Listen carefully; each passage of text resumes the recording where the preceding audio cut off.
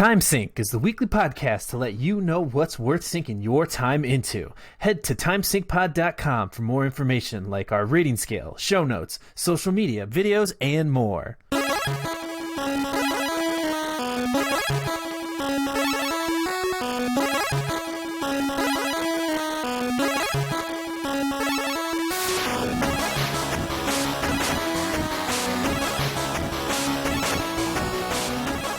Welcome to Time Sync, the weekly podcast where we ask if it's worth your time from TV, movies, video games, and more.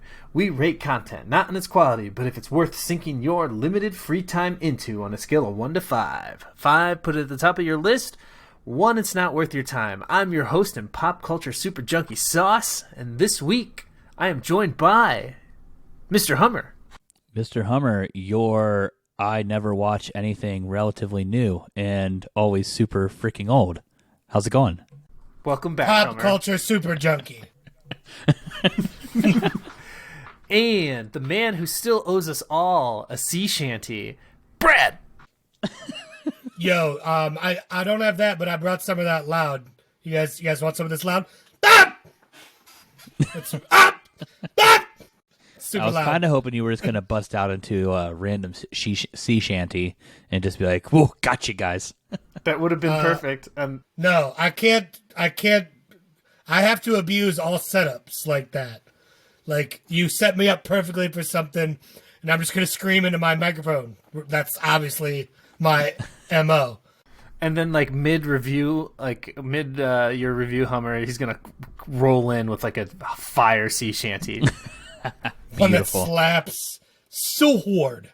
So hard. Slap me so hard in the face with your sea shanty. We got a great episode for you guys this week. This week, we're going to talk about Freaky, Space Jam, Pokémon Unite, and Ted Lasso Season 2. So stick around. We got a great episode for you. Well, welcome back, Hummer. I just feel honored that you're letting me go first. You should be. Don't you usually go first? You usually go first. Yeah. Do I? I feel like it's Sauce Like, goes at first. least Sauce is 75, number 1. 85, 95% of the time. Sorry, my brain was uploading. Someone out there, go and do the math for us. But yeah, we're talking about Freaky right now. We're gonna get freaky. What a sick segue. Sick segue. Was super freaky. That would have been a perfect sea shanty moment. So, Freaky is a porno that you can find on Pornhub.com, Okay. but you have to pay extra for it. No, just kidding. $30 for access. Premier access. $29.99 Premier Access, but then it'll be free if you wait until October. It's a movie that was released in 2020, and it is on, I think I watched it on Netflix.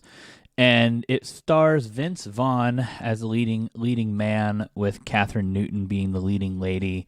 And it is a unique twist on the, what do you want to call it? The swapping bodies story, the Freaky Friday stories, where you're just switching the bodies to the other person, and you have 24 hours to complete a task. Otherwise, you're stuck in that body forever.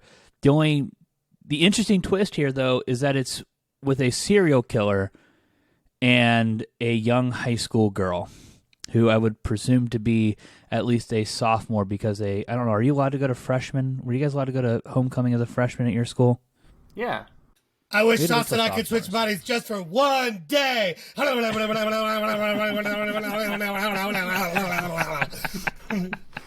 wait, no, then I'd have to... No, I don't want to... I retract that.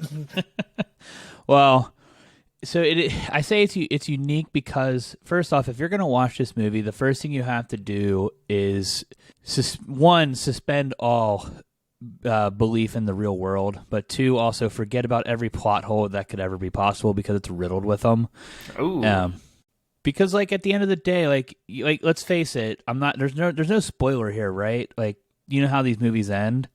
Like, it's a classic. Or it's not. This movie itself is not a classic, but it's a classic swapping bodies movie. You have to complete your task. You swap back. The movie itself is entertaining though, but don't look for the plot holes. Just enjoy it. There's some good comedy in there.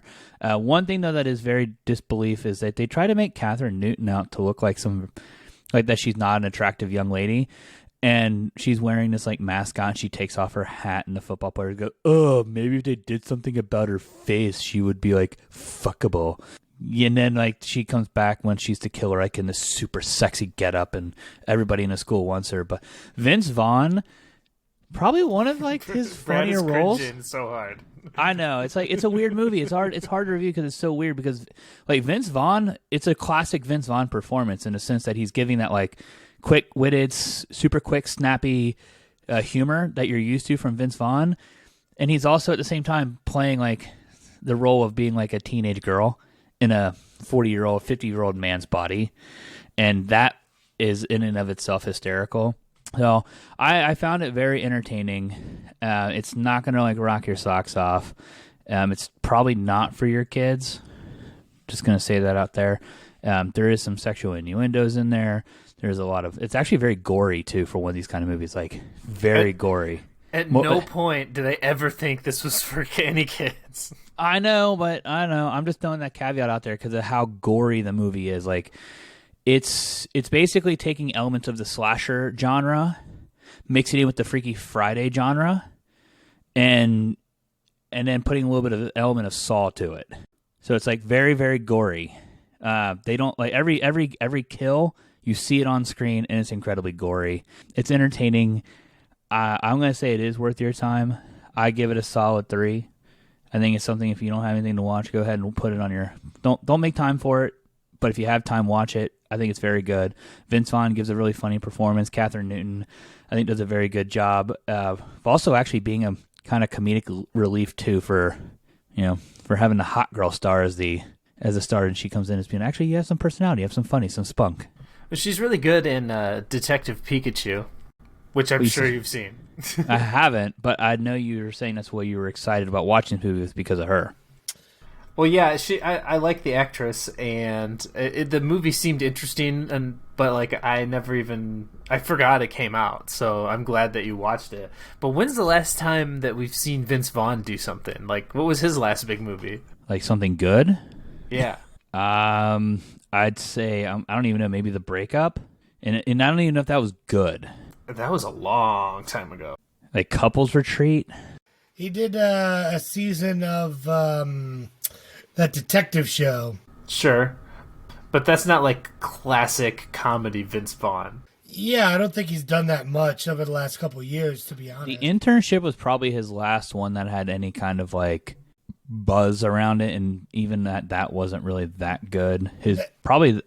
I enjoyed that one. I think that's worth watching. But that was just them trying to recapture the Wedding Crashers magic. Yeah. Yes, exactly. That's still an enjoyable movie, though. Like, I wouldn't... If it was on, I would watch it. Like, if it was on cable and you were just like, I'm going to fall asleep on this couch anyway. Sometimes you just got to mix it up and watch something random. Like, I saw an interview on YouTube about Jack Black talking about his career, so I'm like, you know what? I'm going to rewatch Tropic Thunder, and I never watched the newest Jumanji, so I was like, I'm going to watch that too. Oh, the new Jumanji, in my opinion, just my personal opinion, slaps pretty hard. Really? Yeah, I just thought it was funny. It's not better than the original by any means, but I thought it was funny. I think Kevin Hart and the dynamic that him and The Rock are playing in it, I love it. I also like the fact that they're playing other characters, like a man's playing a woman, that kind of stuff. I think that stuff's funny. Yeah, Kevin Hart playing Donald Glover inside Kevin Hart is amazing, and The Rock playing Danny DeVito is amazing. Exactly. But I think you just cracked it. We need a Freaky Friday with Kevin Hart and Dwayne The Rock Johnson. Like that. How is that not a movie? Well, you do get a little bit of the weirdness with that with Freaky. And they kind of hands the title Freaky Friday. Freaky. It starts off on Friday the 10th? Friday the 13th. Basically, it starts off on like Wednesday the 11th, and then Wednesday the 11th, Thursday the 12th, ends with Friday the 13th. And by the stroke of midnight, you have to complete your task in order to switch back into the bodies. I'd like for you guys to actually watch it and just point out the rampant plot holes because they're freaking everywhere. For how much death in this, there's so much like love and butterflies and peace on earth. Did I just hear you right? And you said Friday the 10th, Friday the 11th, Friday the 12th, then Friday the 13th? As It's in something like every that. day was Friday? Fuck it. Every day was Friday. Fuck it. We'll do it live. They're all Friday. It may have started on Wednesday. I don't remember. Friday the Winsteenth. Yeah, Friday, what's 11 plus, plus 1? At 111? TGI Fridays, Friday the 111. It's always Friday. And the whole movie takes place in a TGI Fridays. Whoa. Ooh. Sold. Sick. I am putting it on my list right now. I do. It looks stupid enough and what you're telling me, Vince Vaughn playing and Catherine Newton. It sounds good. Like good enough to be, put on in the background. Yeah, it's definitely funny. It definitely has some moments that'll make you chuckle, and like if you're going into it though, like think like slasher film, like suspend all disbelief and have some fun with it. It's not going to be that, like, even though Freaky Friday movies are already unbelievable, sometimes they try to make you be like, oh my god, this is the fairy tale. This could happen one day. What? Do they? Yeah, Freaky Friday. Hummer? What? Is there something that you need to tell us? Have You guys are you really and your speaking to wife Julia? switched places? You guys are really speaking to Julia right now? Okay. Oh, no. Somebody do a routine light switch check over there. Did you watch it with your wife, though? Did you watch it with her? I did not. Aw, so I can't. Darn. I like how You your won't new know what it led to. I like how your new apartment is small enough that you can reach the light switch this time. Oh, good old New York, New York. Oh, yeah. No, I didn't watch this with her.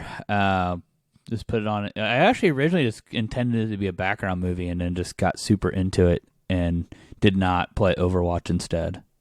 That says a lot about a movie where you don't intend to watch it and it like draws you in and then you're fully like committed to it.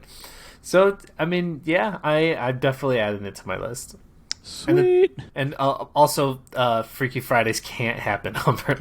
They're not real. I know that, but there's always like something. Do you like, know goofy, that? like, a Freaky Friday usually comes with some like you have to come to this moral epiphany in order for you to switch back. And it's like, oh, okay, yeah, that can happen. I've learned to love and grow within myself. No, this one takes that. It's not even that close. Like it's awesome. You also have to be at complete odds with someone else who, by changing and understanding their perspective on life, will turn you into a better person and create a better relationship with that person.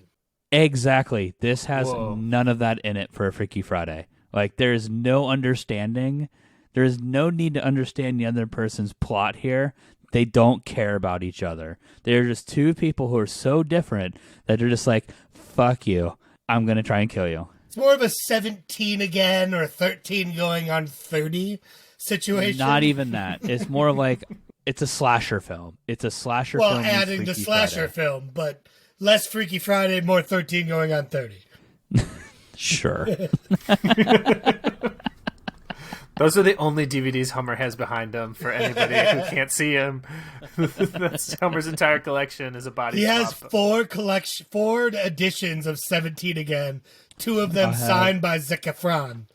I have all 8 of the movies in the genre.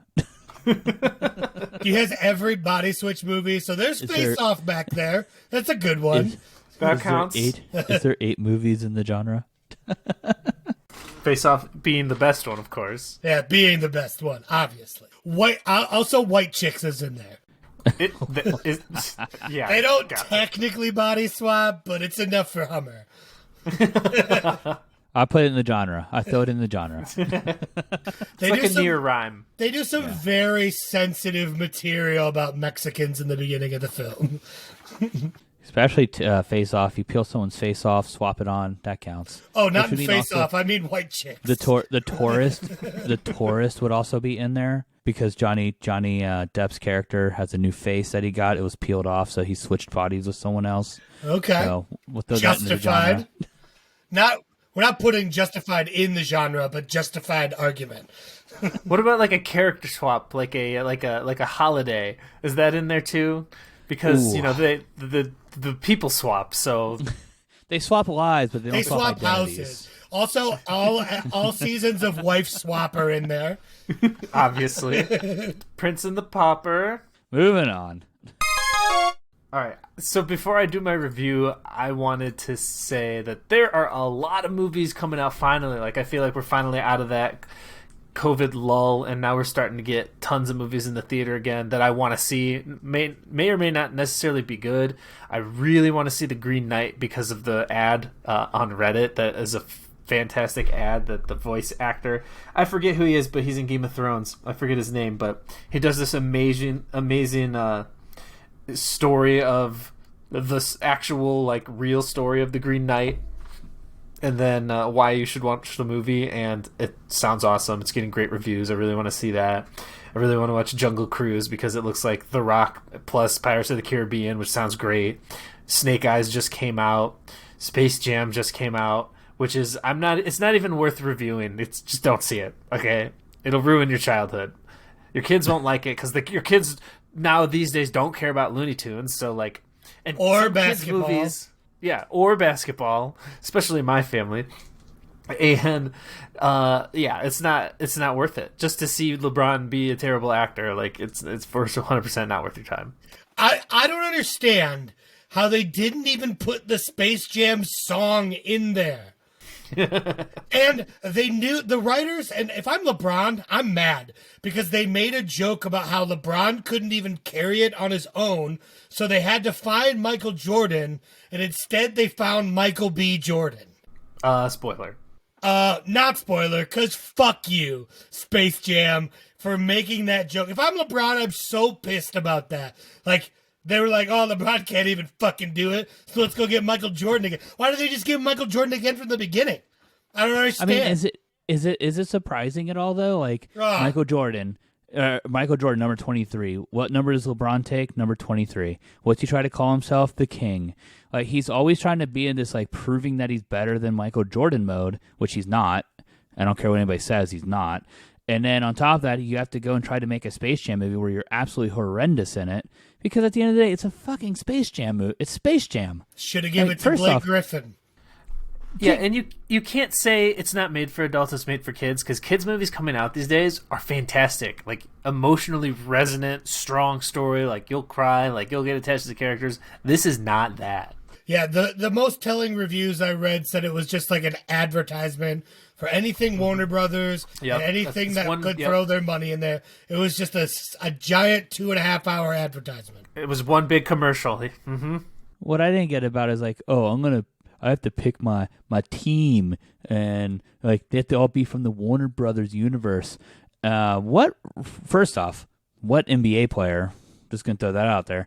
And then first off, what normal human being would know exactly which properties or which assets are part of the Warner Brothers like universe, if such thing is called the Warner Brothers universe?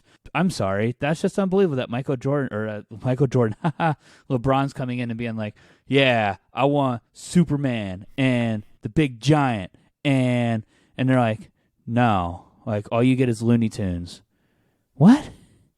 Who made up these rules? The whole premise of the movie is stupid. That a computer program needs to beat him in basketball in order to do whatever it wants. It's so stupid. It's not worth it. You know, Lego Batman did it better with the Warner Brothers franchises. Just saying. Plus, Blake Griffin is a decent actor, a stand-up comedian. Like, they've had him he's not as big of a basketball star, but the movie could have been just, there's just so many. Yeah, it would have been all. It's a movie from my childhood that was so resonant for me. And there's no single NBA player that would have been good in it right now. I disagree. Boban would have been fucking hilarious.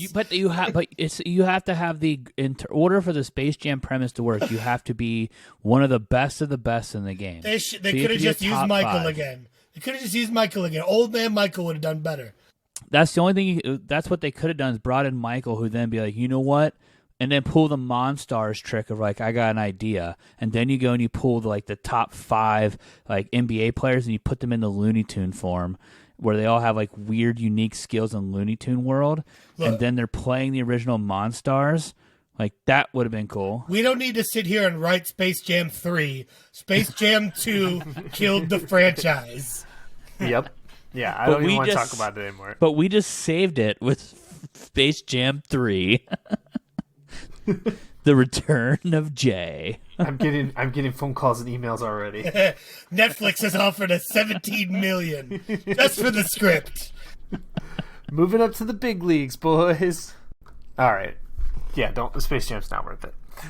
But what is worth it? What is your rating? What's your rating? 0 versus it. I won. I gave it a 1. It's not worth your time.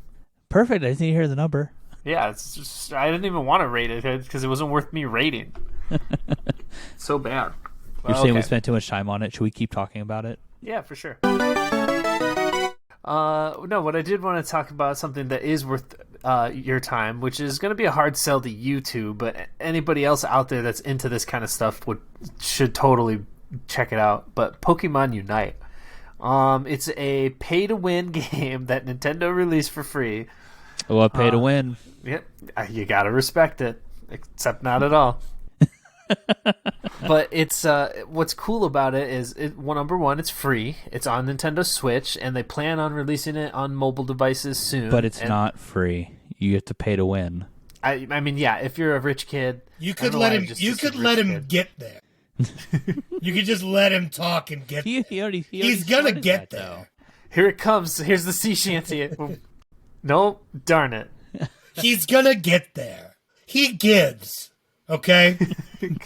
It's because he gives. You see, Brad gives. Yeah, rewatching, let me mention this. Rewatching I Think You Should Leave Season 2 is so quotable, and I want to change my 4 to a 5. You're welcome, bro. You're welcome into the Brethren of Fives for that show. You gotta give. Got to. Tables. Stop asking about the tables. Worry about it. Hummer, just watch. Put that at the top of your list. Watch give. I Think You Should Leave. Hummer, just give. You gotta give, and you gotta watch it. But yeah, so Pokemon Unite. It is a free-to-play game on Switch, coming to mobile. So it's a MOBA, which is a multiplayer online battle arena. So it's like League of Legends, like Dota, Smite. There's a lot out there right now.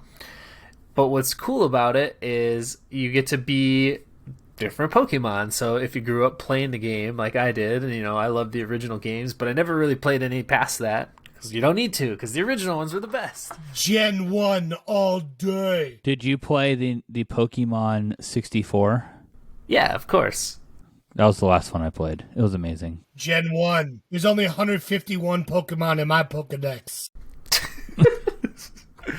So what's cool How many about are there now? Oh my god, thousands. 6,492? I don't know. Too many. And they're dumb by now. That seems like way too much. There's actually, I just looked it up, there's 898. That seems like way too much to keep track of. That's about half of what I said. I feel like did all the strategy just disappear? No, it's become more complicated. But that's why you need a Pokedex, obviously. Like this one. So, Gary. Pokeballs. What's cool about the game is that, like, normally in these types of games, it's 5 players versus 5 players. You start off with nothing, and then, like, over the course of the game, you level up and become stronger and stronger. And eventually, you want to level up faster than the other team so you could kill them and destroy their base. But in this game, you start off like, if you pick Charizard, you start off as a little Charmander, and as you level up throughout the game, you'll evolve into a Charmeleon and then evolve into Charizard, which immediately makes it way cooler than any of the other MOBAs because you get to evolve over the course of the game, which is super fun.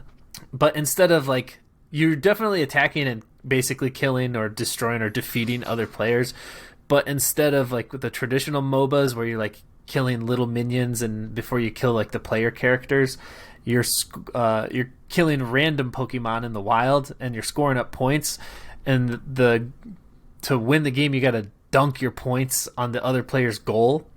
So it's almost a little bit like basketball, but not really. Also, I have no idea anything about basketball.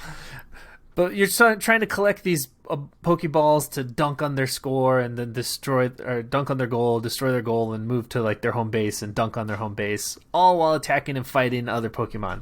Super fun, super addicting. Yes, Brad. Sounds like Space Jam. What I can tell you about basketball is when you lose, you get sent to war. And if you win, you also get a celebratory bout of war. That was an Auntie Donna quote for the uninitiated. Sounds like a basketball game, though. Sounds like Space Jam for Pokemon. It's kind of like... And the woman has entered the pitch, and she's escaped on her trunk card. Does your Charizard posterize their Mew? Oh, God, shut up. The easiest way to explain it for people who don't know what a MOBA is, it's like a combination of basketball and Pokemon and Super Smash Brothers. So you're telling me that welcome to the jam, and if you want to slam, then welcome to the jam. Everybody get up, it's time to jam now. We got a real jam going down. Welcome to the Poke Jam. It's your chance, do your dance at the Space Jam. All right. Yeah, I'm gonna go ahead and log off. End of episode. End of podcast. Yeah, I don't even know what the fuck I was saying. You were talking about the rules of the game where you go and you dunk on their basket, and then you go to their home base and you dunk on their home base. Yeah, but it's really fun if you play with other people. I'm playing with some people from work, and it makes me realize that most games are more fun when you're playing with other people. Like, it doesn't really matter what you're playing as long as you're playing with your friends. Like, you're gonna have a good time. But for the Pokemon fans, they're gonna love this game. I think it is a lot of fun. Because the only reason I don't play any of the newer stuff is because I really don't like turn-based strategy games. I don't want to pick an attack and then wait for the other person to pick an attack. That's not fun for me. But being actually able to use characters, use their moves, play it in real time, and try to coordinate with your team is a lot of fun. The only downside is... Well, there's a lot of downsides because the game's not balanced. It's totally broken. Like, characters are way too OP. They need to figure out like the actual balance of the game. But there's no voice chat. So unless you are in a Discord with your friends and you're trying to communicate in game with the randoms, you're shit out of luck. And because it's a free game and it's on Switch, you're going to play with more kids at least before you level up. So the games aren't as fun because they don't know what to do. Because there's like a certain strategy you got to stick to when you're playing MOBAs, and if they're not, like, you basically you're wasting the time. But each game is 10 minutes max, so it's nice because you can sneak a game in real quick, 10 minutes, and then you're out. A lot of fun. Speaking of Switch, have you guys talked about the Steam? Is it Steam Deck? We haven't talked about Steam Deck. I don't like. Are you guys excited about it? Is it something that you guys are looking at or thinking about? No. All right, hard nose all across the board. What about you? I saw it. I just saw it, and I was like, it's intriguing. Like, I didn't get into it like enough of it to be like, okay, what can it do? Because I know the Switch is basically, 3-year-old hardware or the new Switch is 3-year-old hardware with a really nice screen, and so it's still going to play the games I had to play as really well. And then Switch is supposed to almost be like I don't even want to call it a PC in your pocket, but semi a PC in your pocket. So I was curious just what you guys were thinking about it. I don't know where I'm at with it yet. It looks like there's going to be some cool stuff coming with it.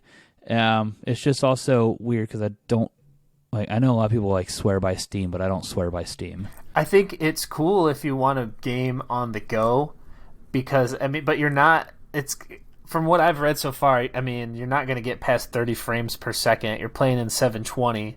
So, why would I want to play in a low frame rate, lower resolution when I can just jump on my Xbox and play, the highest frame rate? The benefit of the Nintendo Switch is you can plug it into your TV and get the 1080, or if you want to play on the go or laying in bed, it's nice, but you're playing lower res games anyway, which are all Nintendo, first-party games, so, I'm not going to be able to play Super Mario on a Steam Deck.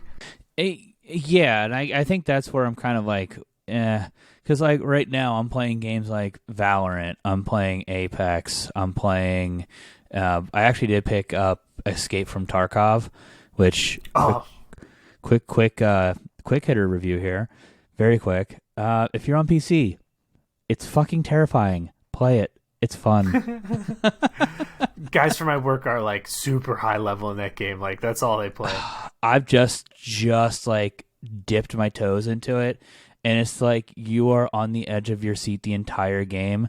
Like you basically can't play the game with one screen. You have to have another screen with your map because there's no in-game map.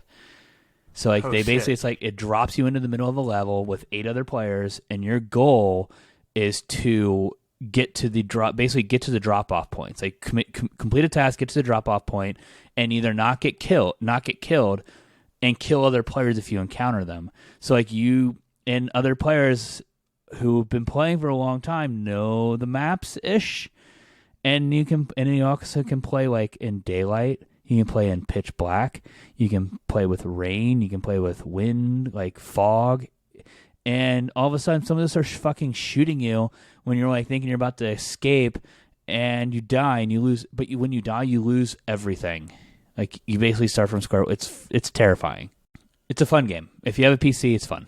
I think it would give me too much anxiety because, like, the idea of everything you find in a run, and then after you escape, you get to keep all that stuff in your inventory, but whatever you take with you again, if you die, you lose it all. That's too much anxiety for me. And matches are like 50. They take about an hour. So like, There's not only is it like a gear investment, there's a time investment to it, but it does have like that because there is a mode. Like, so what I've been doing to get into the games, I've played a couple live matches now, but I've been playing. They have basically an offline mode where you can get yourself acclimated, learn the maps, learn the gameplay a little more, and because it is a lot of memorization. But Valorant's the one that I've gotten back into, and Valorant's probably quickly becoming my number one game. Wow, more than Overwatch? I think Valorant needs to come to PC ASAP. I think it's better than Overwatch. You mean Xbox? Console, yeah. You know what did just come? Well, hold on. So imagine playing Valorant or Escape from Tarkov on a Steam Deck. It's not going to be Valorant would be dope because Valorant's a low res game to begin with because it's not graphically intensive. Like most people are the reason why they designed the game is like Overwatch to be high frames because it doesn't take a lot of power to do it. An Xbox One would be able to pump out 200 frames on that game. Oh wow. Valorant's just more strategic based for being a first person shooter, which is really cool. It does sound cool, but it's for me. I'm not a PC gamer, so yeah, that's the downside. It's only on PC. That is the true downside. It needs to come to console. They did just release on Game Pass Splitgate, so I know we've talked about it playing it on here before on PC, but it's on Xbox now. I downloaded it, but I guess they're having server issues, or it's still in beta. But it's free. Download it. Definitely check out Splitgate. It's Portal plus Halo. And like the mechanics feel exactly like Halo. It's just a shame, man. Like you know you're gonna do this. You're gonna get an instant boost in players, and you don't have the freaking infrastructure. Like you're immediately gonna ruin the game again. The developers they're terrible. Like they're seriously the worst. Like first off, they couldn't get rid of the cheaters in the early stages of the game on PC, and now you have server issues immediately. You're not gonna get a player base on console either, which is a shame. But when it's working, check it out still. It is fun. Like it's an incredibly fun game. I love the concept. I had a lot of fun playing it until it literally just got overrun cheaters. Everything. But yeah, Pokémon Unite, it's great just being able to lay in bed and play a fun game like that. Takes 10 minutes. That it's pretty in depth. There's a lot of layers to it if you want to get into it, and like all the if you're into figuring out the meta of a game. It's a lot of fun. I'm interested to see if people who like Switch games and play Nintendo games but don't like get into MOBAs, what they think about it. But I know that people that like MOBAs like it a lot. If you have a Switch, if you like Pokemon, if you're interested in this type of game, which I know Hummer and Brad aren't, so I wouldn't recommend it to them. But if you are someone like me, I'd for sure give it a 4 out of 5. But because it's pay to win, it's bullshit. So I'm not gonna give it a 5 out of 5. If you've got like a couple $100, you want to throw it all at the game, like and get everything that you need to be the best. Like, yeah, that's stupid. It should only be cosmetics in a game, like things that you buy. Yes. I mean, I agree. The pay to win shit's annoying. It reminds me more of like a Clash of Clans type of thing. We're like, yeah, we're gonna make it so easy for the first few levels, but then if you don't spend hundreds and hundreds of dollars, it's gonna take you 2 weeks to upgrade one thing that you really, really want to make it so that you can win the next level. In 10 hours, this egg will hatch. I know people that still go hard on Clash of Clans since it came out and have spent hundreds of dollars on it. I know somebody who owns a company that has people play those games and collect all sorts of things, and then they sell the profiles. That's some Steve Bannon shit. Wait, I can sell my Clash of Clans profile? Yes, for real money. Dude, I have like a pretty legit one. Homer's rich Like, now. I still play it in my downtime. Like, I don't do like any. I'm not even in a clan anymore. I just go and upgrade crap when I'm sitting on the crapper.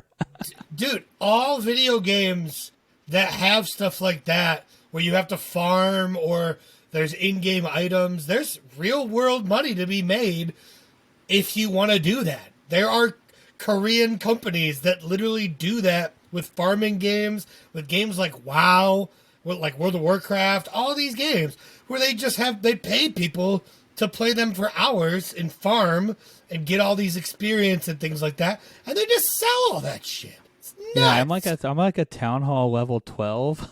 I don't know what that means. That means nothing to me. I think 14's the highest. This is like a thing that's been going on for like 5 years now to get it to this level, so it's for sale. So, Homer, if you want to give out your personal phone number, and I have not spent a single dollar on this game, which is what's great though. I seriously just like I played it when I'm on the crapper. Probably get like $20. I haven't even given them $20. No, you will probably get like $20 for selling it. Oh, that sucks. I was hoping to get like $1,000. I don't think it's worth that much. you'll need to get more phones and make more accounts. Maybe my Fortnite account's worth more. Oh, God. We've spent some money on Fortnite. Dude, that's the first game that was like, it's not even play to win, but that was the first game you guys ever got me to spend money on that was like, not like buy the game, like a free game. Like, oh no, I'm just going to drop $100. Next thing you know, I'm $300 in, and then we stop playing. Overwatch for me. And 2K, the basketball games. I've spent money in those. Apex. I spent money on Apex on 2 different platforms. Oof. Wow. I've never done that, I don't think. It's stupid that it doesn't transfer. I love this tangent. We haven't talked video games in so long. I know. That's why I want to make sure we do it. Bradley, why don't you bring us on home? I mean, honestly, I wish I had more to talk about, guys. Like, I've been spending most of my free time watching the first Critical Role campaign, which started like 6 years ago. But they're all 3-hour episodes. And the first campaign was like 130 episodes. And as good as they are, man, you have to be super into like D&D and tabletops to really, really be interested in it. But they're so good. But I'm not here to recommend that stuff. But since I knew we were going to do this, I did make sure to watch the first episode of the new season of Ted Lasso, which started out with a bang, guys. Like, that show's so good. Between that and Mythic Quest, Is it worth subscribing? To Apple TV? I say between Ted Lasso and Mythic Quest, Apple TV is like the 4th to 5th best subscription right now. They have other content that I haven't fully explored, but have solid reviews. They definitely have more stuff coming up. That Jason Momoa show looks interesting. Yeah, there was a Steve Carell-based news show that got a lot of good reviews. You reviewed that one movie with Bill Murray. I was trying to think about the subscription services that are like must-haves. Like Netflix is up there. With HBO is my new must-have. With HBO's deal with Warner Brothers, Getting first day movies for the next year, like that's almost must have. I mean, Disney Plus is way up there, Hulu is way up there. But if you have one of those and I don't have the bundle where you get all three, Disney Plus, Hulu, and ESPN Plus, I mean, you're wasting time and money by not having the full bundle. So I almost want to put them as one. And then Apple TV's got to be right there. You know, what are some of the other ones? There's the one that the former College Humor owns. It's like $4 a month. There's Crunchyroll for your anime. There's Paramount, Peacock, Nickelodeon. None of those I have. I almost caved like a week or two ago because I really wanted to watch like a full run of The Office because it's been so long. And I almost caved and signed up for Peacock. I almost did it. But I resisted. Stay strong. I resisted. You know, Beybladers never fap, you know.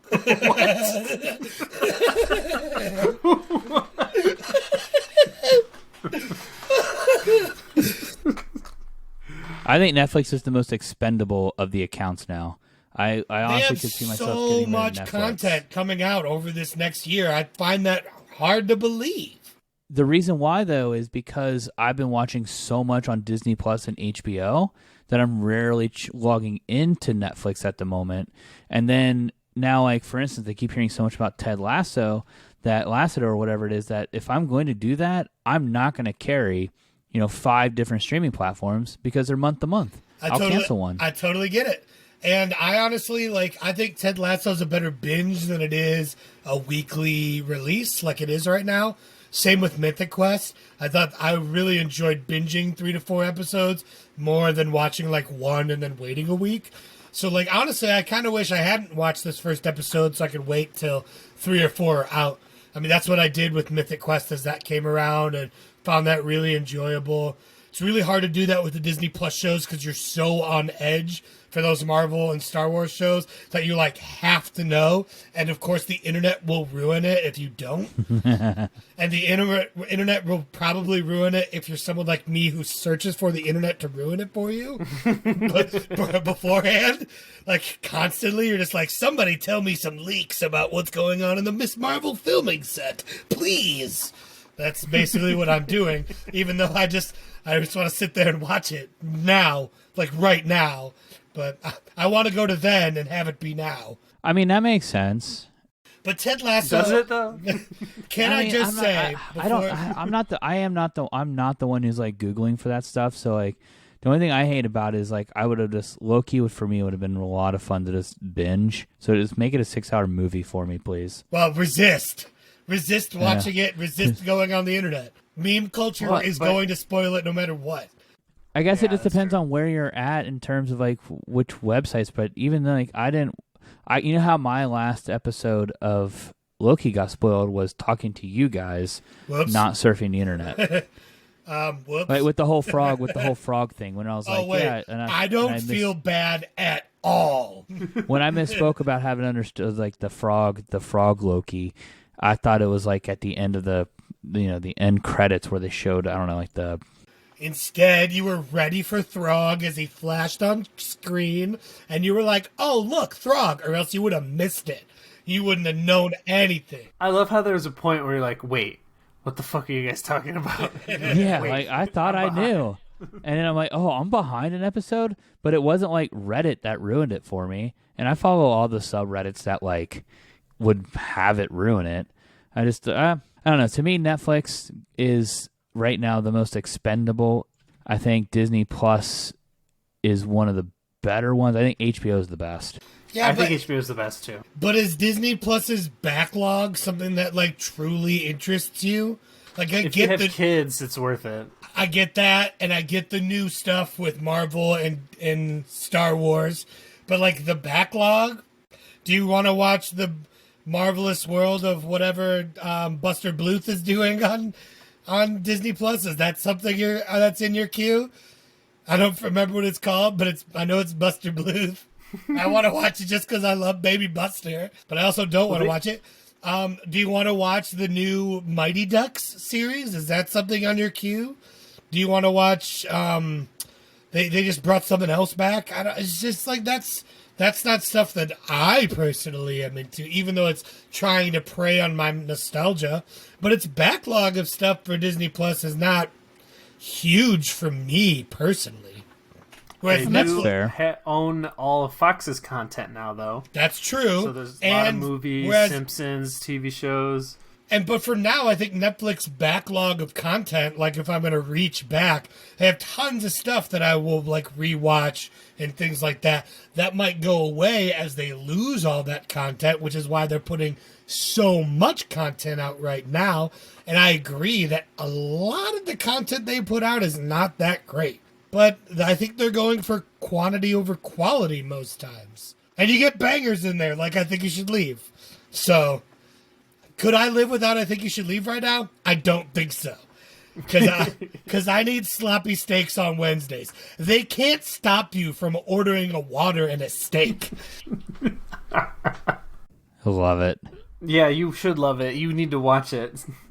But, like, I don't know. They're still releasing movies that are interesting. And, like, they have a lot of...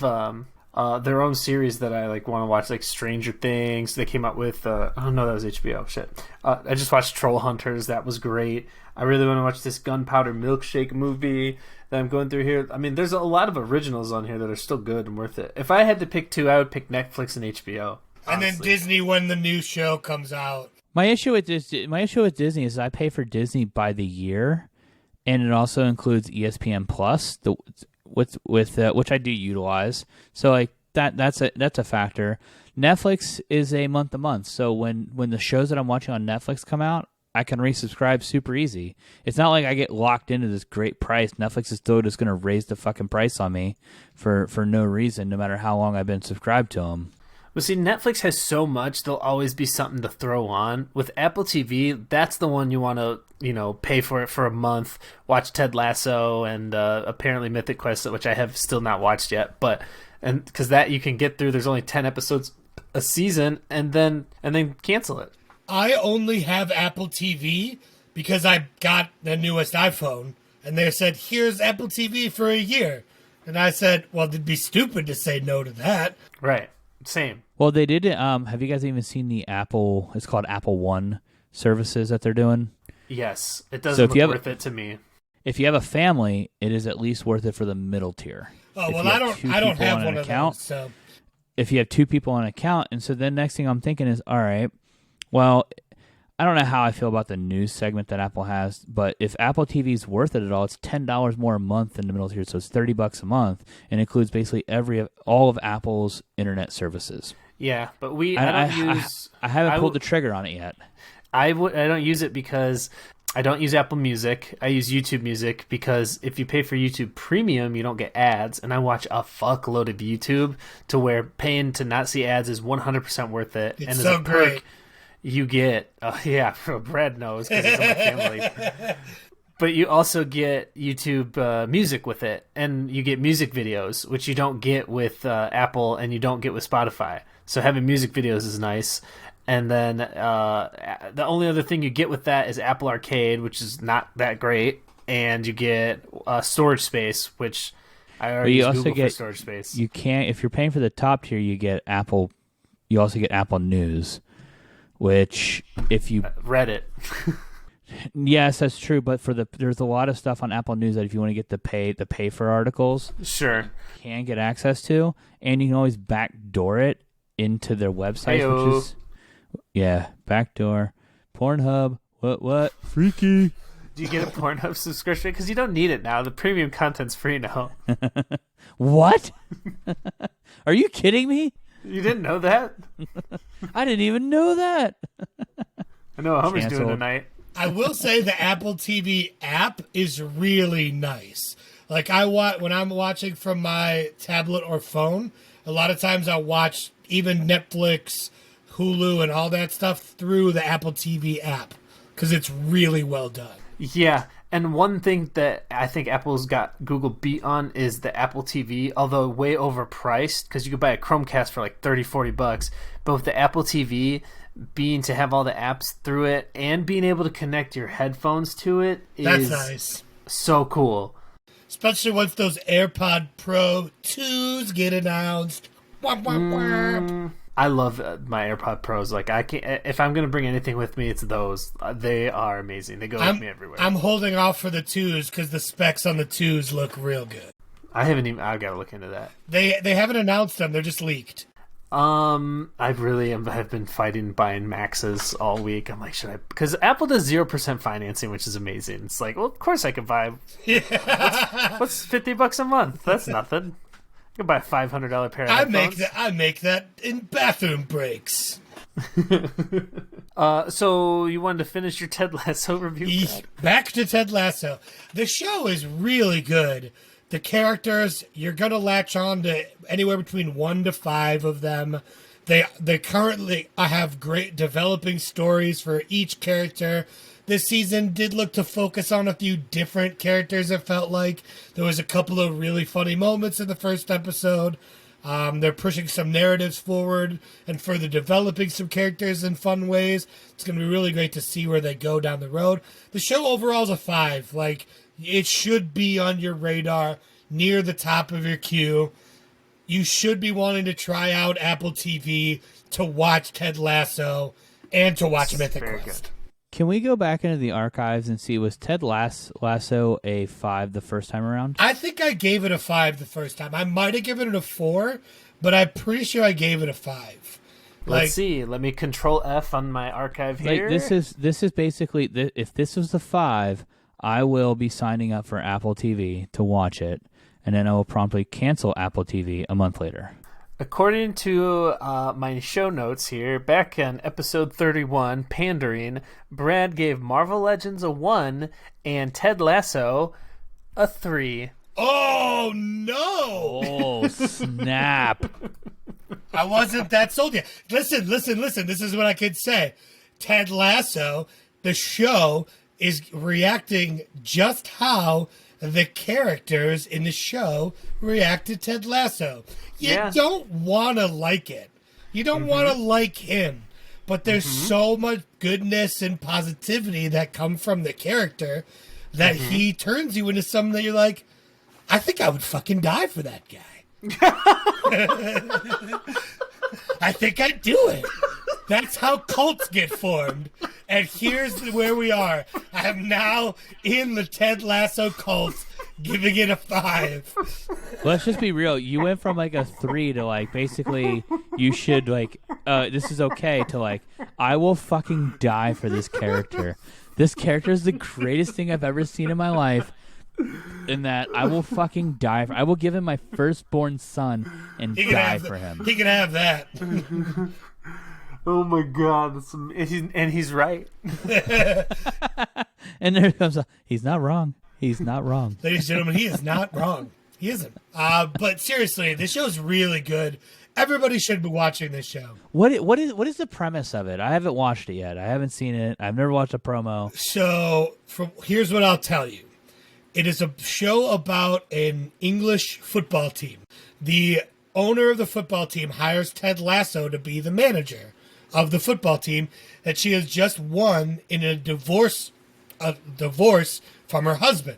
Her husband was the owner, and it was the only thing he ever really loves. So she hires Ted Lasso to be the manager of the team, who is a former Division II college football coach who American, who is known for like turning his team around and stuff. Brings him over. Everybody thinks he's a joke and blah blah blah. Find out from her she's trying to tank the team, but then his personality and perseverance and changes a lot of people's minds and creates a lot of really good character arcs for some really interesting characters, facilitated through him and his personality, all while he is undergoing his own character arc underneath all of that, which is why it's so well done, because the writers are doing such a good job creating multiple character arcs through multiple people. And the actors have all put in pretty solid performances, and the show's really good. That's where it's at. That sounds way better than a 3. I probably was only like 2 or 3 episodes in when I gave it that 3. I needed to fit. You need to get to like episode like 8, 9, 10 and then you're convinced, just like all the other characters are.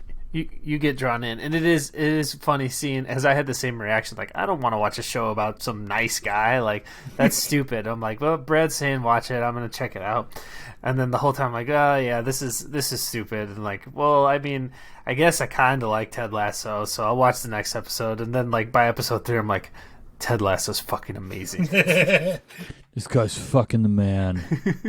It's really good. But so, I mean, like I said, I wish I had more to give you. I do have my eye on a couple of things. I definitely feel like something I've been trying to tell some people I know who are a little bit more into like tabletop games and stuff. Next week, a Kickstarter starts right here. From Magpie Games for an Avatar: The Last Airbender tabletop RPG that I've read some of the early stuff on. Seems amazing. So I'll definitely be donating to that Kickstarter to try to get the early sets, and hopefully we'll get to play an Avatar: The Last Airbender style tabletop RPG together. It will be great, in my opinion. I think that sounds like a lot of fun. So hopefully that is something that all of us, maybe the three of us, maybe a few more people can get down on at some point. And when you say tabletop RPG, do you mean like a board game, or do you mean like a role-playing game?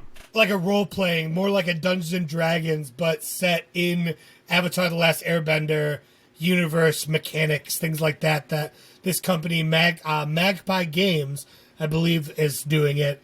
And the Kickstarter for it starts, I want to say August 3rd. So definitely look that up. And maybe if you're somebody who both likes the Avatar universe and tabletop-style RPGs like Dungeons and Dragons, this might be something really fun. Because I know for you and I, Sauce, we just had the end of the first campaign of Dungeons and Daddies. So maybe you're like me and you're really like... No, we didn't. I mean, it's pretty much done. I mean, we're in the end game. Pretty much done. So, tell me, how do we win this one, guys? Here's how you win. Don't play with Brad. I don't like playing RPGs because I always have to be the dungeon master, and I never get to play. I'm literally saying I would DM this one because it's an Avatar always have to universe. be the DM. But and we've only ever tried once. So, anyways, that's on my radar. I think that should be on a lot of people's radars. Sauce, I asked you to download Dungeons & Dragons Dark Alliance, which recently hit Game Pass. The game looks a little wonky, but a lot of fun. It definitely looks like it's going to be more fun with more people. So I'm hoping to get you and maybe one other person in on that. So, Hummer, if you want to be down on that. It's on Game Pass. Looks like a fun outlet for a Dungeons & Dragons style team-based RPG. I'm trying to think if there was something else on the radar. I talked about the Avengers game the other week. That's still heavy on my radar because that looks awesome. That Avengers mobile game.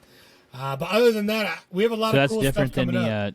That's different than the Avengers that's out currently, right? Yes, yeah. There's a new mobile RPG, I think, set to drop in September. That looks really cool. All right, well, that's all we got time for you guys this week.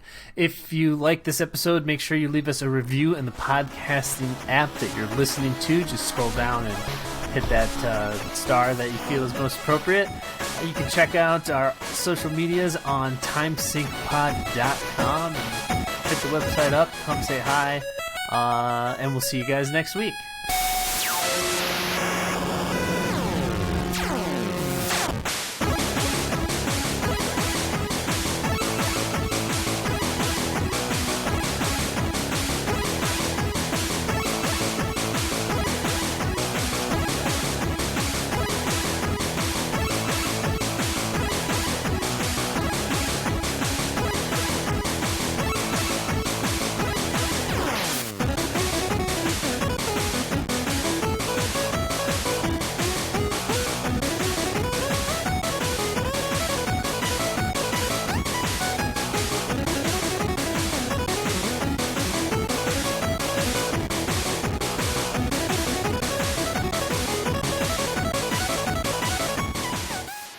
Maybe. A diamond is a pussy upside down.